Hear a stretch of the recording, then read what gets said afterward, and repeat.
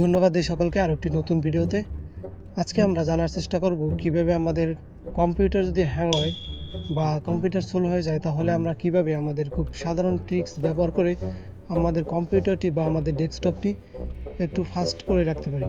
তো তার জন্য আমাদের প্রথমেই কিবোর্ড থেকে উইন্ডোজ প্লাস আর বাটনে প্রেস করতে হবে। তাহলে আপনাদের সামনে এরকম একটা রানার অপশন আসবে।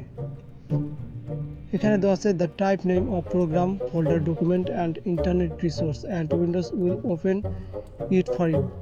এখানে আপনারা ওপেনের রিপ্রেসে যে বক্সটি দেখতে পাচ্ছেন, এখানে আপনারা টাইপ করবেন টেম্প, TEMP। টেম্প ক্লিক করার পরে আপনারা ওকে বাটনে ক্লিক করবেন। ওকে বাটনে ক্লিক করার পর আপনাদের সামনে এরকম একটা অপশন চলে আসবে। আপনারা ওগুলো সবগুলো একবারে সিলেক্ট করতে পারেন, কিংবা কিবোর্ডের শর্টকাট দিয়ে আপনারা সবগুলো সিলেক্ট করতে পারবেন।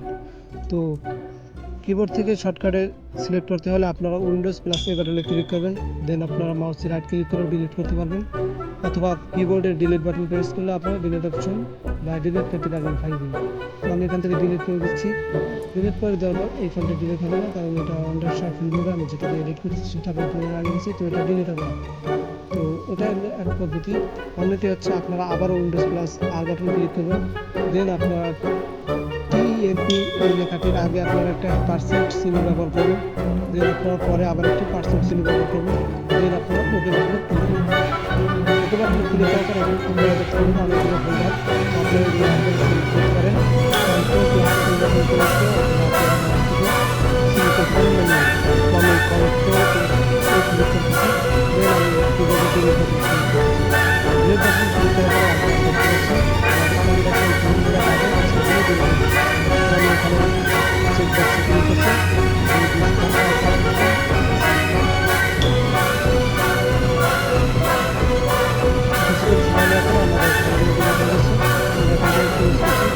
আমরা রিসেন্টলি দিলে ক্লিক করবো, দেন ফাইল ইম্পোর্টিং,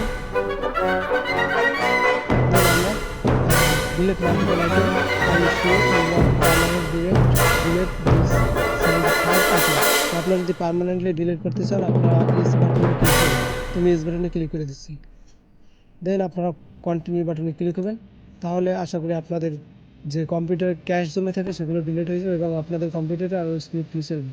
ধন্যবাদ সাথে সম্পূর্ণ ভিডিওটি ভালো লাগলে অবশ্যই চ্যানেলটিকে সাবস্ক্রাইব করবেন, লাইক কমেন্ট শেয়ার করবেন এবং